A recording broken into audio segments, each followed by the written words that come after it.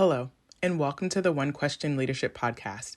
My name is Juliana Smith, and I serve as the Deputy Athletics Director and Senior Women Administrator at Colgate University. I'm a proud graduate of the NCAA Dr. Charles Whitcomb Leadership Institute. The Leadership Institute helped me refine my gifts and develop new skills for navigating my career as a college athletics professional. I gained clarity about how I want to continue serving within college athletics, and the Leadership Institute helped me build a community of colleagues who support and challenge me through meaningful relationships. As leaders, we should accept the responsibility to continue learning, to continue growing, and to bring others along with us.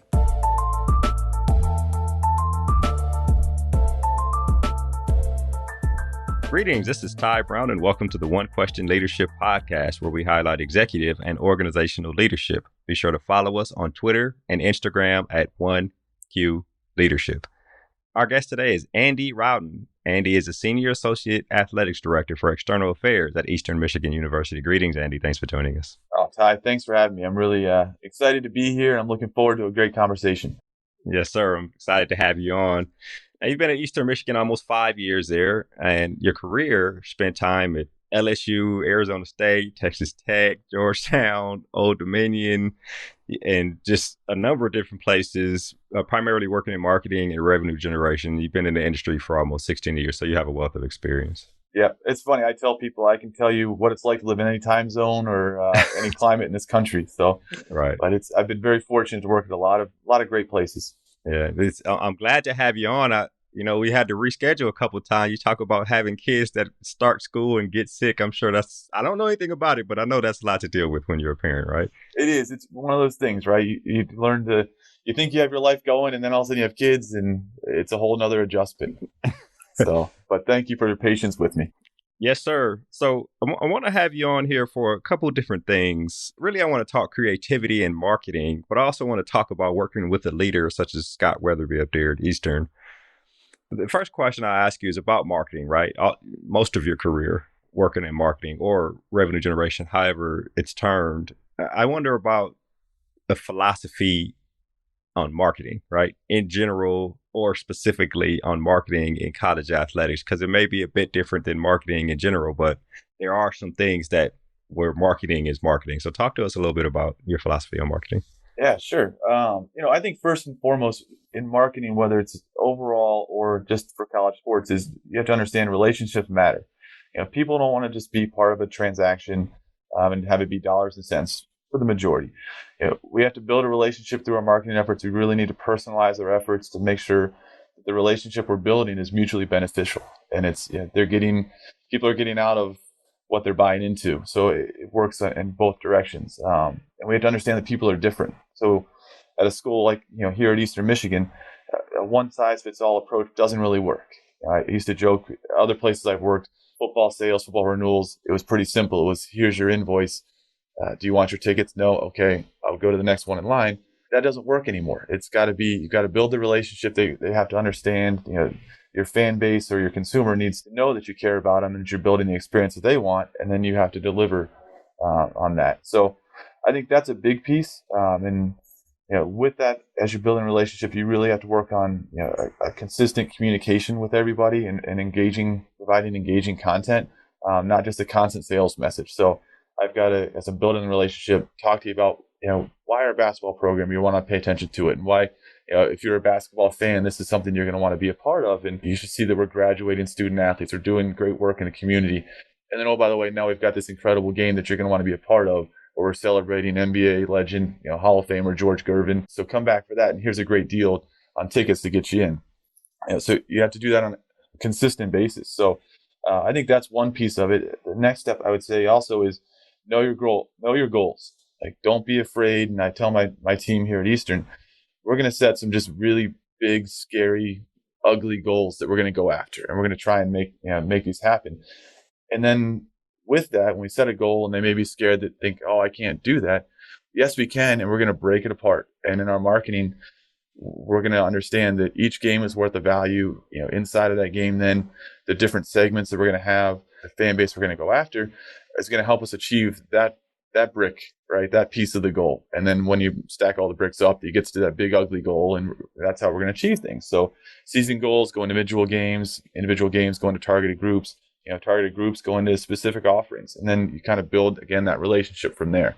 So that's a little bit of kind of the philosophy we use here at Eastern. There's also the piece, the data is king. So we're fortunate here. We've built a lot of our foundation around our marketing and our external revenue generation side around data, and really making sure we're leveraging every bit of the technology we can to understand our fan base, to understand the segments. So we know that Ty Brown may be a big women's soccer and men's basketball fan, whereas Andy Rowdon might want football and rowing. And so that's the content I need to deliver to each one of them to get them to engage and to be a part of it. So understanding the fan base itself, and then also taking that, know your audience, and figure out a way through data, through analytics, and through the digital platforms to replicate that, to find now the next group, who's the next Ty, who's the next Andy, who's maybe not connected with Eastern that I can bring in, and then build a relationship with them and start taking them through all the steps and connecting with them. So that way we can really maximize our fan base, continue to grow, and continue to reach. And here it's been different than other places I've been, where we're very close to another major university. Yeah, I'm not going to say their name, but there's a really big house about 8 miles down the road from us. Yeah, right, so, exactly right. Our strategy needs to be a little bit different than what they do, to where they can be more of that traditional delivery method, where we need to build relationships, and we need to understand what our brand is, and who we are, and then build our relationship that way. So we're being very consistent and specific in what we're doing, but then understanding our fans and building a relationship that way. Tuning into the second thing you said, where we may have a major goal and your staff may be intimidated by it, but what you try to help them understand is, let's break this goal into smaller parts and execute those smaller parts, right? Because the big picture is made of many small pictures. So I wonder about, are each one of those smaller parts owned by somebody specific on the team, or does everybody attack everything incrementally all together, or how do you organize the thought process on that part? Yeah, what I've done here and what I try and instill is, we're all marketers. We're all ticket sales individuals. We're all in the sponsorship sales game. We're all in media relations, fan engagement. It doesn't matter if your role is says that you're in marketing or you're in media relations. We're all part of that same team.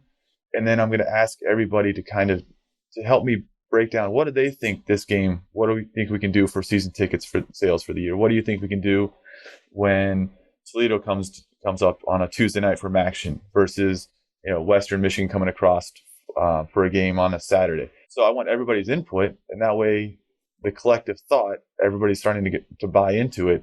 And then from there, we'll have the goal, and we'll develop our tactics and our strategies, the smaller bricks, right, to get to that goal. And people are going to own each one. So someone's going to take the lead with a certain tactic that may be a promotion. If we did a community day here, which was very much us bringing the community in and celebrating the community. It was our first football game coming out of the pandemic. We're going to have fans back in the stands. There was a bunch of different tactics in there, and there was a point person for each one, but they all led to what we thought the goal for the day should be. And then that leads to the goal for the season. Yeah, it's interesting. It's very interesting. The third thing you mentioned was data.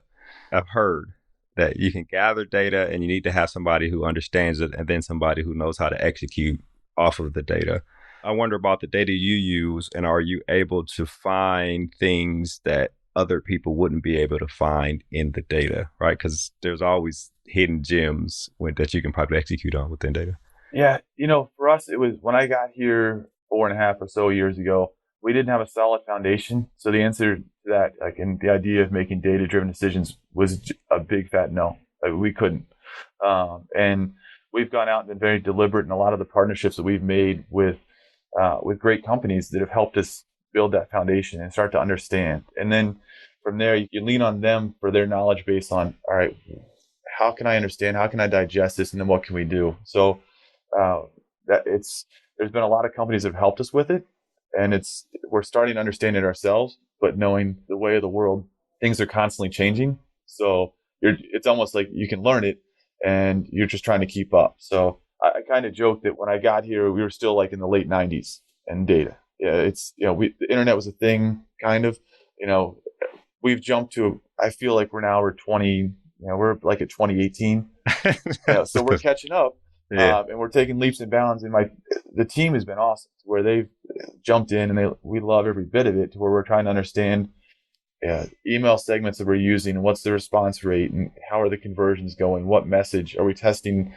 A/B testing the messages on emails. Are we doing that in digital ads? Leaning on our ticket partner to help us understand on the digital side what's converting, what's not. Making sure campaigns, and so all of these pieces we're learning and trying to soak it up, and constantly asking our partners, all right, what's the next best practice we can start, and what can we do? And it's nice because we're starting to see the rewards of, like, the fruit of our labors, I guess. And the humble brag would say, I'd point down the hall to my external team and say it was great. They won Newcomer of the Year from Pacquiolin, our ticket provider.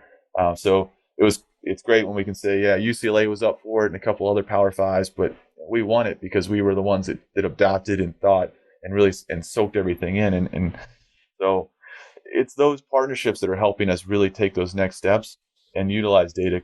Yeah. What's interesting about that is, it's something I call the productivity motivation cycle, right? You guys started, you learned, and now you've been recognized for your efforts. And with that, it's going to motivate you to be even more productive in terms of what you're doing with the data and that kind of thing. So yeah, you're exactly right. It is. I mean, you see, first they thought, oh, that's an award. We joked when we started going into the process of converting ticket systems, making that adjustment. And I told them, we're going to win this award. And we can't do that. Yes, we can. We can do it. And they start seeing how things are going. And of course, we did it through the middle of a pandemic. So that's a whole nother story. That's like podcast 2.0 we can do. Right. Yeah. But it was, it allowed us to kind of slow down and look and not have to worry about football ticket sales, because we couldn't, and find other ways to use a platform or to pull that platform and do something different. And then when it was time to go back into football sales, we had already kind of stretched. We learned a lot about the platform to help us adapt back into our traditional roles of trying to sell. And in the meantime, they saw us, they all experienced the joy of winning the award. And now they're ready for, as soon as the next day, it was like, okay, what's the next award we can win? What's the next thing we're going after? And they're down there every day talking and trying to think that way of like, all right, what's the next thing next big bite we can take, and next award we can win, next big step in revenue generation, fan engagement, all those pieces, because they've tasted a little bit of the success. And so we're just getting started. And that's the exciting part. What's crazy is, while you came in and had credibility because you were in the position, once you told them that we were going to win this award and they see that you won it, your credibility probably went through the roof in terms of leadership. That's hilarious. It's either that, or it's like they're trying to hold me back. I'm like, we're going to take over the world. Like, no, Andy, we're going to take this next step. Like, let's do this. It's like, no, which is great. Look, that's a perfect friction for you guys to continue to be great, right? Yeah, I love it. And in the middle of all that, Ted Lasso came out, and so they're all fans of that. And we're joking about, like, we just got to believe, and we got the belief signs everywhere. Yeah. Just have to change the color of them, make them green and white, the proper color. That's the only thing they missed in the show, but it's okay. It's all right, right? Yeah, that's excellent. I wonder about creativity. If you are a marketer and as your career progresses, you are somebody who works in revenue generation, right? But the baseline is marketing, right? If you're a marketer, creativity is one of the things that you have to exist in, right? When you talk about executing sponsorships and in-game promotions and really leading others, as we just discussed, in terms of, guys, we got to be entrepreneurs here. We got to think creatively. I wonder about your leadership philosophy in terms of finding ways to be creative in everything you do. And really, all the story you just told is an excellent example. But I wonder if you have a actual philosophy on creativity in terms of leading external operations there at Eastern Michigan. It's funny. I'm not going to lie. It was tough when I made the step from just the marketing fan engagement piece to leading the full external team here. Because I relapse every once in a while when I'm at a game and something's going on. And it's like, oh, play this music. I have to put my phone down. My wife or my kid will take it away from me, and that way it can leave everybody alone. But I've been really fortunate in my career to work for some people, just incredible leaders that I can be a sponge and learn from, and see how they've been able to push the department, whether it's the entire athletic department, the external team, or just the marketing department, to be creative and to keep going and strive for greatness, but also still not dive down in the weeds, right? So like, and my athletic director here, Scott Weatherby, is incredible at that. We're constantly talking about it, but he keeps an arm length away. So it's learning from them. I kind of have developed a little bit of a philosophy, and it really boils down to two simple things for me. It's one, I try and hire the best and brightest people we can find. Hire great minds, fill your team with a diversity of thoughts and opinions, and then make sure everybody on that team is comfortable talking and being willing to put themselves out there and share an idea that they might have, and know that we're going to talk about it. We're going to, we may pick it apart. We may say, oh, that piece of it's great. This is, we can't do that. That'll get us in big trouble, and think about those things and really take a good idea, throw it around as a group, and then make it a great idea and then run with it. And that's something that, I've always said, at the end of the day, I don't really care if a good idea comes from the athletic director's chair or a GA in the equipment room. It doesn't matter to me. A good idea is a good idea. And then it's our responsibility to be open and honest with each other and talk about a way to make it into a great idea and build a plan that's actionable, and then run with it and make it as great as possible. I've been surrounded with great teams, and so I could throw examples at you all day, honestly, about it. When I was at Arizona State, we did the Oregon Duck announced that he was running for president. And we were going to play him. We had a Thursday night game, if I remember correctly, against Oregon. And so we decided, well, any good political campaign, they need somebody going after him with attack ads. Yeah. So we formally came out against the Duck as a political action, thing, and started throwing attack ads and accused him of being like a Canadian mallard and, being just made jokes about tough about, he's pro gummy bears, so he's not concerned about childhood obesity and all this stuff. And it was a lot of fun. But we used that as a way to connect with people. And, that was an idea that started at a lunch table. So that's one example of it doesn't matter where it comes from. If you have the right people, if you built your team and you've got them all thinking the right way, they're going to take it and just, the seed's planted, they're going to watch it grow and take off with it. So I think to me, that's one big philosophy that I try and follow. And the other is the idea of just being a sacrificial leader. People talk about servant leadership and everything. And Scott Weatherby he's talked to me. It's more about being a sacrificial leader, and it's, you have to be the leader that doesn't care about the glitz and glamour of being the guy, the person that's getting all the credit. You have to be comfortable not having all the answers. Be able to sit in front of my external team and say, I don't know how we sell this game.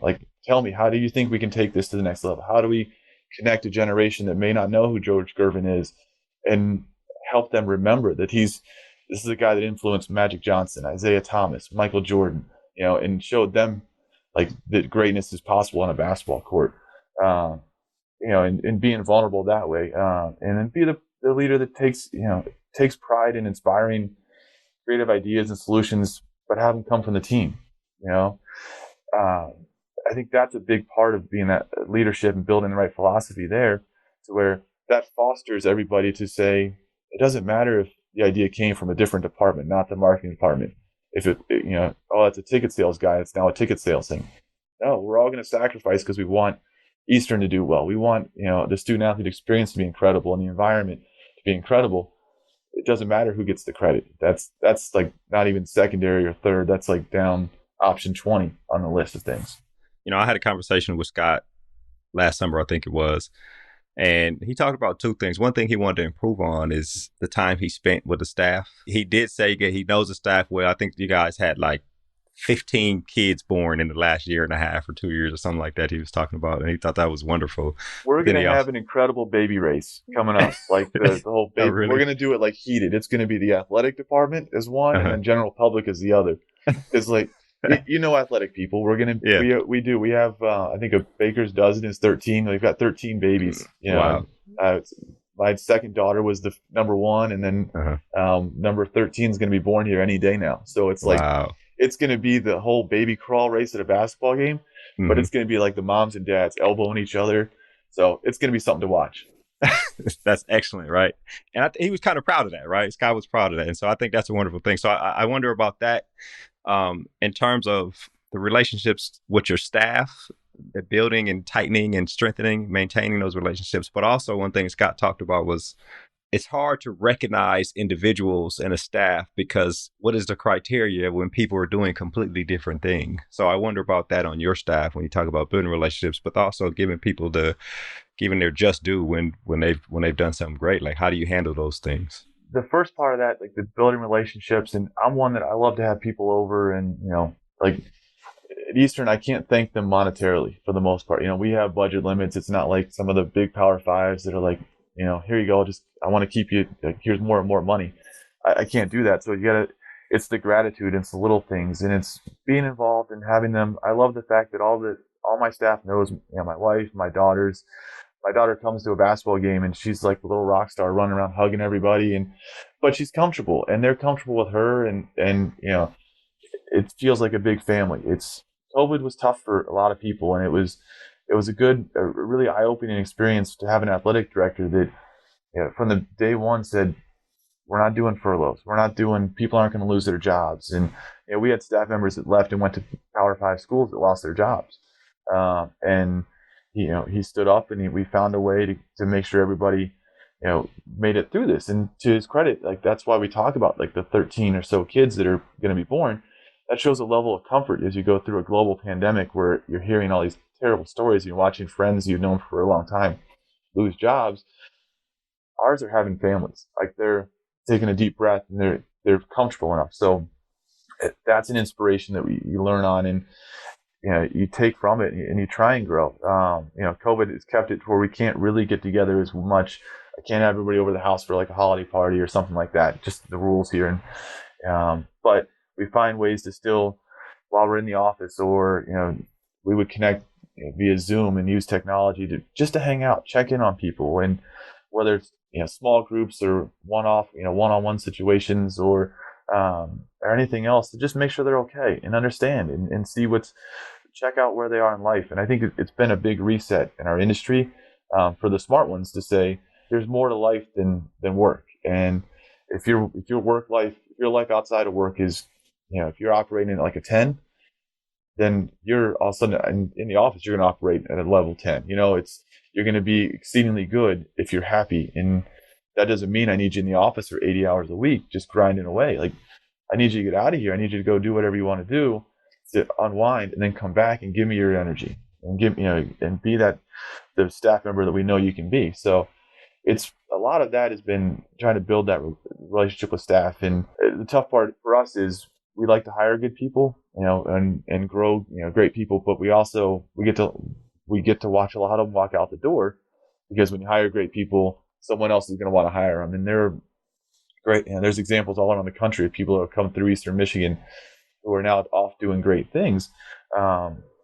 So it's fun for us to watch them like grow and then take off, but it's also scary because it's our culture is strong enough, I think, for us to keep finding the next person and be training the GA to take the assistant director's role. And then when the director gets hired away, the assistant director can step up, or all those pieces. But if they don't feel like they're connected and part of your family, and you care about them and you want to help them grow, then that process and culture is going to break down, and you're probably not going to achieve really any of the goals you have internally, and the work-life balance is going to get thrown off. Yeah, that's excellent. You kind of answered both questions there, right? It's like, you're out of school where we can't give you a whole bunch of bonuses financially, but the relationships we build with you and what we pour into you in terms of your career and your professional development, and recognize that you are one that can progress. Do you see that as incentives, right? It's more than just a paycheck. People are sticking around when they can stick around, and they get promoted, and they feel like their ideas are heard and executed on, like you mentioned. So I think that's an excellent answer. It is, and it's the fun part, right? It's, I'd love to be able to pay them more, but I can't. But what we can do is we can invest in their creativity too, to where if they're at a Power 5 school and they've got a great idea and they throw it out there, and it may be like, oh, okay, that goes to this department. Well, here it's, you got a great idea, we're going to grow and everything, but it was your idea. So now you're also going to oversee part of this. And so we're investing in them and saying, here's the keys to the car, you go drive, like take off and go for it. And that's the fun part too, because then they get the experience, and that helps them, especially externally, as they go in their career. If it's someone in media relations that's really kind of leading the charge on a marketing type of promotion, now in their career, they're going to understand, what does it mean to be a marketer? What's that look like? And they can, so the next step, they'll understand any other time they're going through, like, what's the marketer's mindset on this? Not just what's the media relations or the ticket sales mindset got to be. So it helps them see all sides of the elephant, I would say. Which is excellent. I ask you this last question and then we'll wrap. Scott Weatherby, bring him into the conversation again. Started in ticket sales, worked his way up. Now he's running the FBS athletics department. And I believe, you'll correct me if I'm wrong, that is something that you look up to in terms of, this is somebody I can learn from that comes from the background I come from in terms of being an athletics director. Talk to me about that and the draw to that to you, somebody who has a similar background in the marketing, ticket sales type situation. Oh, it's fantastic. It really is. It's fun to go to conferences, and they're like, and whether you're out at like a ticket sales or a marketing conference, and they're, oh, you get to work with Scott. Like, what's that like? And it's like working for the godfather of the marketing and ticket sales, because it is. He's made that jump, and he's shown the pathway of how you can do it. So it's fun to see that, but it's also fun to have the marketer and ticket sales person in the AD's chair. So it's, hey, when I want to try this, or when we have this great idea as a team and we're like, we think this will work. It's not a sales to a development or compliance type background and don't want to think that way. He'll see, like, all right, he'll understand where we're coming from. And then it's kind of talking the same language. It's funny. After they hired me, it was this one of the other senior associates who was on my initial interview said, they were laughing during it because Scott and I talk the same language. And, but that's it. I mean, he's been through this role. He's been the external, he's been the marketing and ticket person. Like, he came up on this side. So to me, it was a good compliment of, that means I'm aligned with what his thought process is. And that's how I knew it's like, we're going to get along. It's going to be a really good partnership. And, almost 5 years now, I wouldn't trade a moment of this. Yeah. Well, that's excellent, Andy. This has been an excellent conversation. I'm sure the people at Eastern Michigan appreciate having you there. And it sounds like you have a good experience in executing good leadership with your staff there at Eastern Michigan. I really appreciate you joining us here on the One Question Leadership Podcast. Oh, well, Ty, I appreciate you having me, man. This has been fun. And, I wouldn't be sitting here if it wasn't for the people that are in this building with me at Eastern. So this is the family, and I love every second of it. That was Andy Rowdon. He's the Senior Associate Athletics Director for External Affairs at Eastern Michigan University. And of course, this is Ty Brown with One Question. And keep in mind, the role of a leader is to create and maintain an environment that people want to be a part of. And as always, be better tomorrow than you are today.